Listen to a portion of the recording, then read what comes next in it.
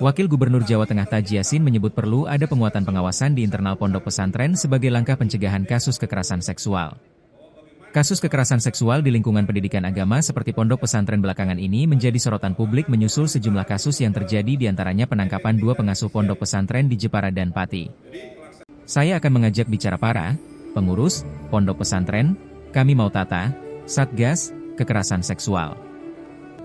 Sudah ada tetapi langkah pencegahannya harus kita kuatkan, ujar Taji Yassin kepada tribunjateng.com selepas acara kick-off evaluasi nasional capaian Indeks Demokrasi Indonesia, IDI, tahun 2025, Kota Semarang, Kamis, 21 Mei 2026.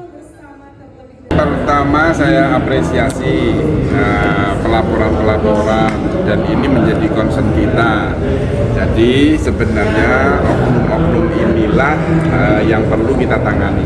Yang kedua adalah korban dari pelecehan seksual atau kekerasan seksual yang didapat oleh baik itu siswi ataupun siswa.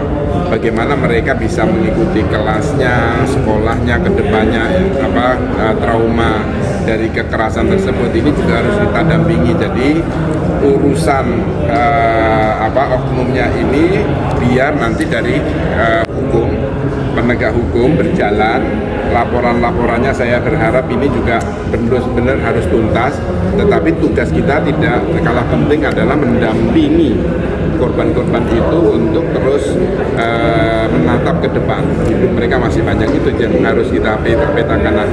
Termasuk permasalahan-permasalahan ini bukan hanya di Jawa Tengah ya.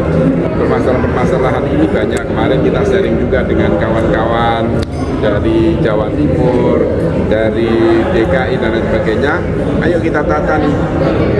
Saya mengajak bicara ke pondok pesantren, kita tata nih satgasnya bagaimana kedepannya antisipasinya. Jadi sudah ada satgasnya sebenarnya, akan tetapi pencegahannya yang harus kita kuatkan sehingga ketika ada oknum-oknum, karena kita nggak mungkin bicara semua itu bersih, di situ pasti akan ada, bukan pasti ya kemungkinan itu ada di lembaga-lembaga itu yang harus kita kuatkan. Antisipasinya bagaimana, masyarakat anak-anak ini bisa menolak, caranya bagaimana. Nah ini yang harus kita kuatkan. Insya Allah Pemprov Jawa Tengah saat ini mengagendakan ini akan mengundang pondok-pondok pesantren atau lembaga-lembaga yang lain untuk penguatan itu, untuk pencegahannya supaya tidak terjadi lagi. Ya.